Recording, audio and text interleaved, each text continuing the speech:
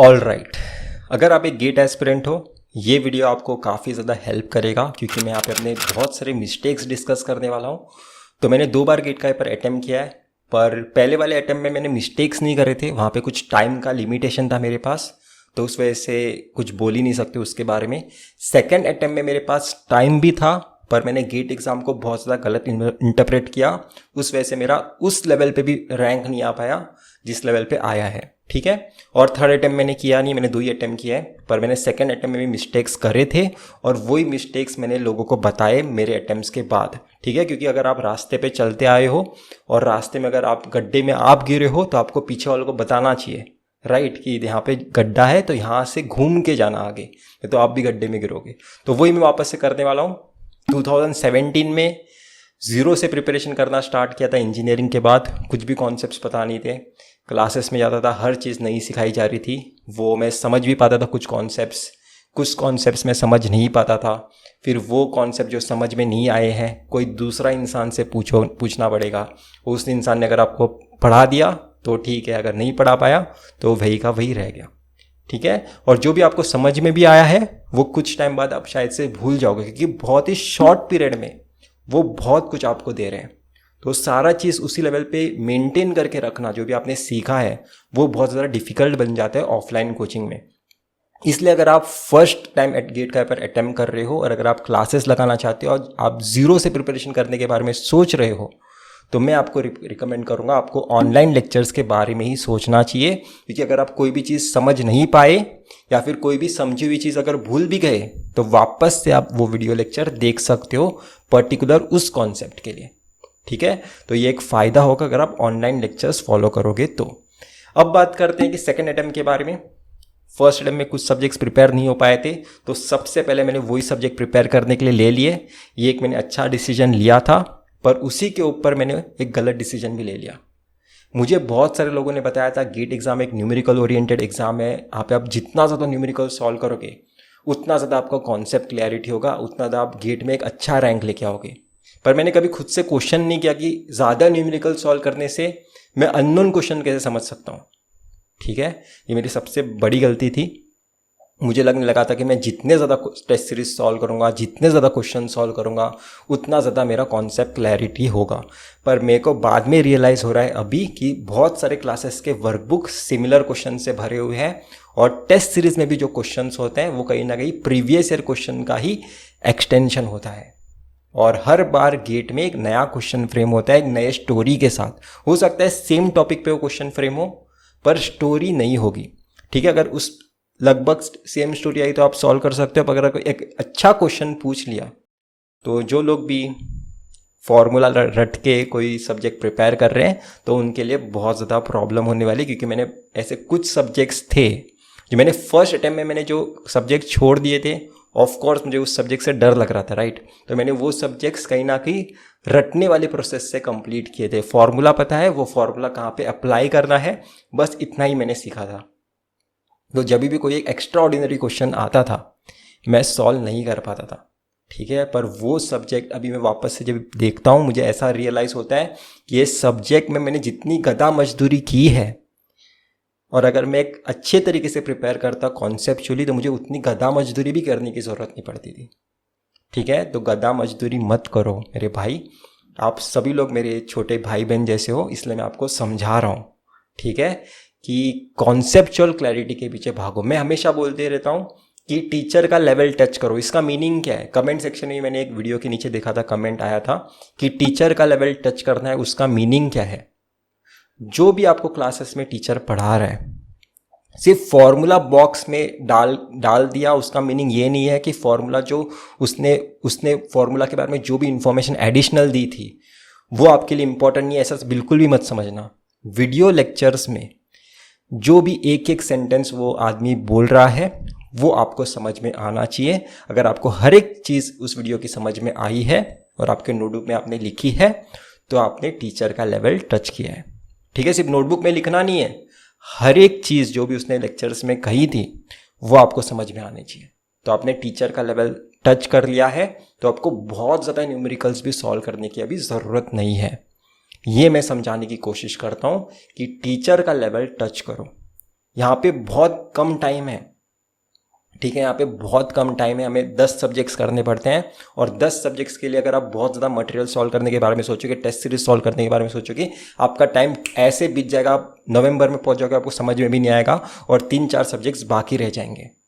पर अगर हमने वीडियो लेक्चर्स को बहुत ज़्यादा इंपॉर्टेंस दिया और उनके कहानी को जो भी वो लेक्चर्स में पढ़ाई जा रही है उस प्रोफेसर के थ्रू, उसे बहुत ज़्यादा इंपॉर्टेंस दिया, तो हम कोई भी क्वेश्चन सॉल्व कर सकते हैं। क्योंकि फाइनली क्या बात आती है, आंसर निकालने से ज़्यादा इंपॉर्टेंट क्या है, क्वेश्चन समझना। जो इंसान क्वेश्चन समझ सकता है वो ऑफकोर्स करेक्ट आंसर निकालेगा।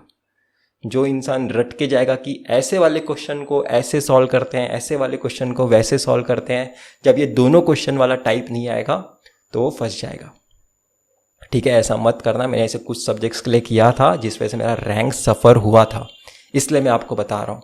और जो मैंने और एक मिस्टेक करी थी, एप्टीट्यूड को बहुत ज़्यादा लाइटली ले लिया था। ठीक है, मैं टेक्निकल सब्जेक्ट्स ही इस एग्ज़ाम का फोकस है।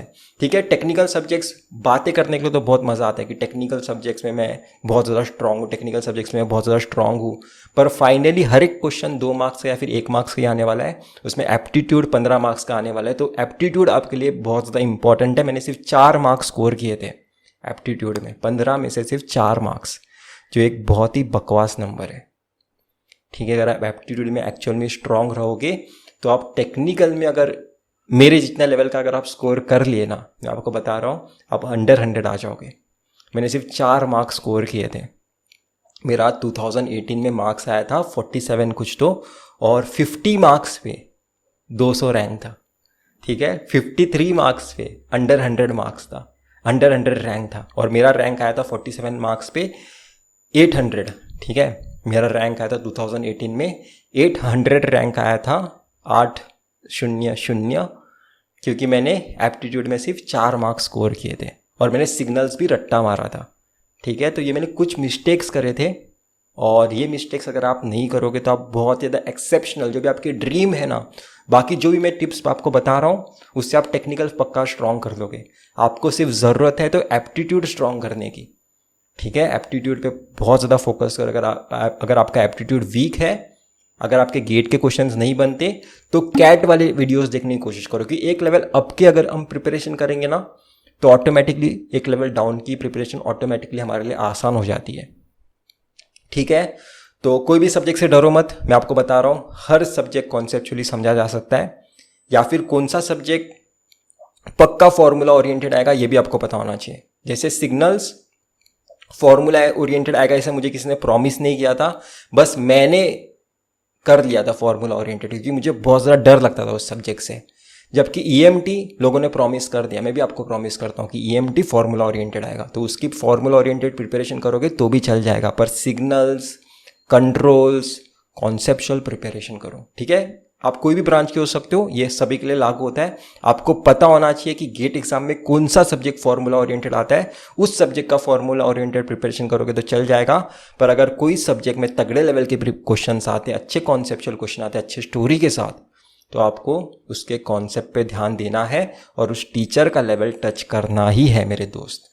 ठीक है, और एप्टीट्यूड को इग्नोर मत करो। अगर आपका एप्टीट्यूड वीक है, हर दिन 1 घंटा डेडिकेट करो एप्टीट्यूड के लिए। इवेंचुअली विद टाइम आप स्ट्रांग हो जाओगे, आप लॉजिकली थिंक करना स्टार्ट कर दोगे। ऐसे बहुत सारे टर्म्स होते हैं एप्टीट्यूड में जो हमें नहीं पता होते हैं, तो आप सीख जाओगे वो सारी चीज़ें। ठीक है, और ये भी मैं आपको बता देना चाहता हूँ कि गेट एग्ज़ाम में टेस्ट सीरीज़ का भी इतना कुछ इंपॉर्टेंस है नहीं, मॉक टेस्ट का बहुत ज़्यादा इंपॉर्टेंस है। और मैं आपको और एक चीज़ सजेस्ट करना चाहता हूँ, मटेरियल सॉल्व करना इंपॉर्टेंट नहीं है ऐसा भी मत इंटरप्रेट कर लेना। आप हर सब्जेक्ट में टीचर का लेवल नहीं टच कर पाओगे, तो जिस सब्जेक्ट में हम बहुत ज़्यादा ध्यान देने के बाद भी, बहुत बार लेक्चर्स देखने के बाद भी हम बहुत सारे कॉन्सेप्ट्स नहीं समझ पा रहे हैं, तो वहाँ पे आपको उस कॉन्सेप्ट्स के लिए बहुत सारे सम सॉल्व करने हैं।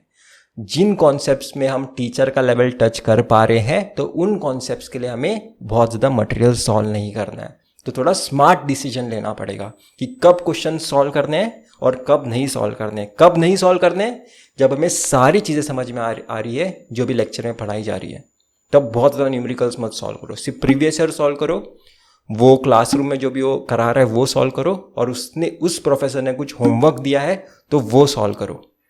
पर अगर ये सारे सॉल्व करने के बाद भी आपको लगता है कि आप किसी पर्टिकुलर कॉन्सेप्ट्स में वीक हो, तो उस कॉन्सेप्ट्स के लिए आप एक्स्ट्रा मटेरियल सॉल्व कर सकते हो, बिट्स एंड बाइट्स सॉल्व कर सकते हो, टेस्ट सीरीज के क्वेश्चन सॉल्व कर सकते हो।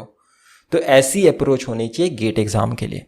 ठीक है, गधा मजदूरी मत करना मेरे तरह। मैंने एक सब्जेक्ट में गधा मजदूरी की थी और एप्टीट्यूड को इग्नोर कर दिया था। अगर आप ये मेरी मिस्टेक नहीं रिपीट करोगे, मैं आपको बताता हूँ आपका अंडर 100 रैंक आएगा। ठीक है, और इस बार मैं भी गेट एग्जाम का पेपर अटैम्प्ट करने वाला हूँ, क्योंकि उसका बहुत ही इंपॉर्टेंट रीज़न है कि मुझे पीएचडी में एडमिशन लेना है। और मैं एक्चुअल में बता रहा हूँ यही सारी चीज़ें मैं करूँगा। मैं तो मटेरियल सॉल्व भी नहीं करने वाला हूँ। मैं ऐसी अपनी नोटबुक कॉन्सेप्चुअली प्रिपेयर करूँगा और क्वेश्चन सॉल्व ही नहीं करूँगा, क्योंकि मुझे पता है कि फाइनली गेट एग्ज़ाम में क्वेश्चन समझने पे मार्क्स हैं। ठीक है, बहुत सारे लोग क्वेश्चन ही नहीं समझ पाते।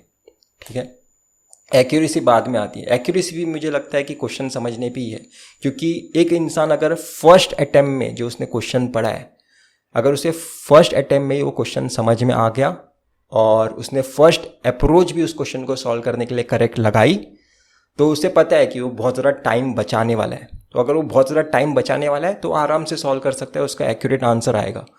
पर बहुत सारे लोग क्वेश्चन समझने के बाद भी गलत अप्रोच ट्राई करते रहते हैं, तो वो स्पीड अप करने की कोशिश करते हैं, जिस वजह से वो एक्यूरेसी में सफ़र करते हैं। तो सारी चीज़ें रिलेटेड है कॉन्सेप्ट के टर्म्स में। कॉन्सेप्ट पता है, फर्स्ट अप्रोच हमेशा आप करेक्ट लगाओगे। तो यही मैं बताना चाहता हूँ इस वीडियो में। तो होप कर रहा हूँ आपको मेरा वीडियो पसंद आया होगा। अगर नहीं पसंद आया तो डिसलाइक कर सकते हो, पसंद आया तो लाइक कर सकते हो। तो इतना ही था इस वीडियो में। हम फिर मिलेंगे किसी वीडियो के साथ। Till then bye. राइड करूँ घोस्ट राइडर जैसा, ये मेरी बीट पे जो भी सुने उसको सीख है, सुन के बोले सिक है। आज तेरा दिन है, लेट है चला भट जा बाजू, राइड करूँ घोस्ट राइडर जैसा।